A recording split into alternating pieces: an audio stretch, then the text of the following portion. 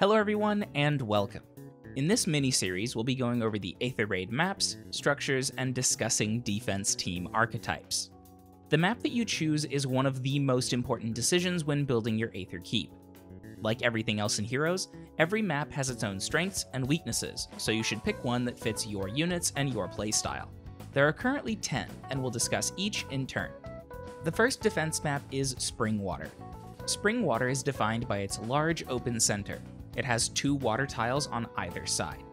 Open maps like this encourage aggression and reward players who can protect their ranged units. You can use structures and assist skills to keep your mages safe.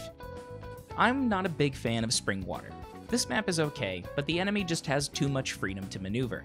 I think it will get better in the future, but for now it's just too fair. The second map is Wintry. The trees punish players who rely too much on infantry and cavalry, forcing them to take slow moves into the center, and hopefully into a bunch of threatened tiles. With only a few placements, you can keep the opponent away from your structures but within their effective areas. Against flyers and armors, the terrain might as well not exist though. Fortunately, infantry and cavalry are by far the most common units. Abandoned Castle is the third map. Your ranged damage dealers might not secure any kills, but they apply a lot of indirect positional pressure on the left side of the map, and that makes maneuvering difficult. There is a big weakness here though, the forward position. If an enemy can break through the front line, there's not much you can do to stop them. You're gambling a lot on the first engagement, and if the enemy is well prepared, they might just come out on top. Snowdust is similar to Abandoned Castle with a twist, the defense tile. The defender's side has a minor advantage in getting to them first, but neither player can access the leftmost tile on turn 1 without an assist. This map is open-ended for both the attacker and the defender.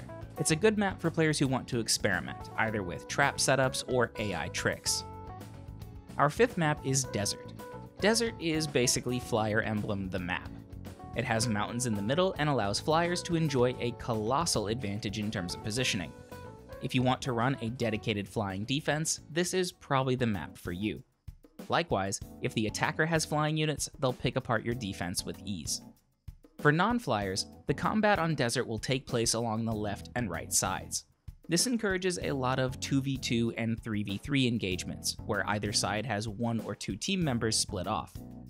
Spring Breeze is my pick for best overall map. The reason is simple.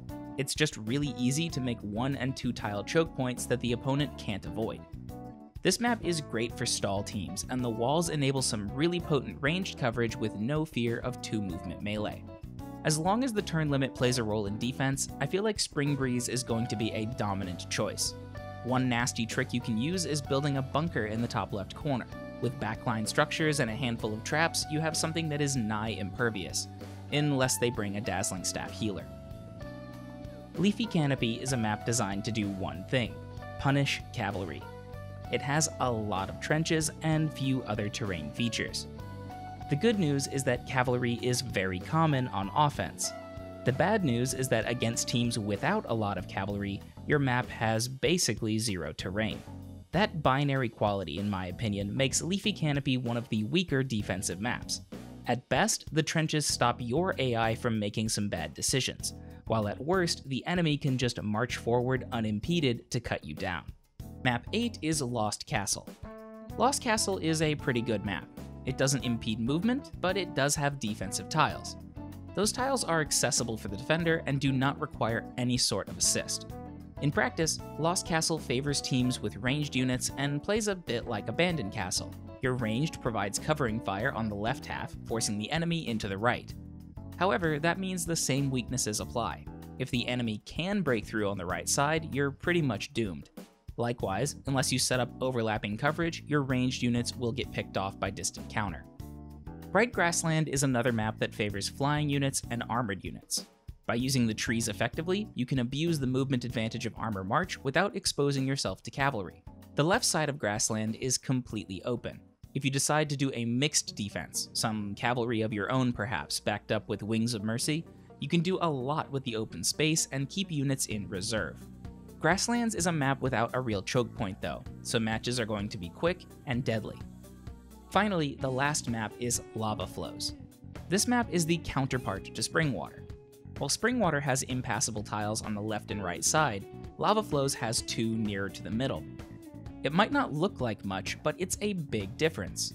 Lava Floes is tough to navigate once you put down structures, and the attacker can be easily funneled into a deadly choke point. The awkward shape of the offensive side makes reposition, drawback, and cavalry movement a little less good, while the defender still has room to put down buildings. Your structures are very safe on this map, unless the enemy has flyers. Lava Floes is one of my favorite maps. Combat is painful for both sides, but that favors the defender. Remember, in the long term, you don't necessarily need to win, you just need to make the attacker lose as many units as possible and keep your Aether buildings safe. That's it for the maps themselves. In future videos, we'll talk about structures, structure placement, team building, and defensive strategy in more detail. For now, get out there and experiment. Make some defensive teams of your own and see how well they do. Thank you very much for watching. If you enjoyed the video, please consider leaving a like or subscribing. You can find me on Twitter @DireThunderYT, so feel free to send me cool stuff or just drop by to say hello. As always, I hope to see you next time. Take care.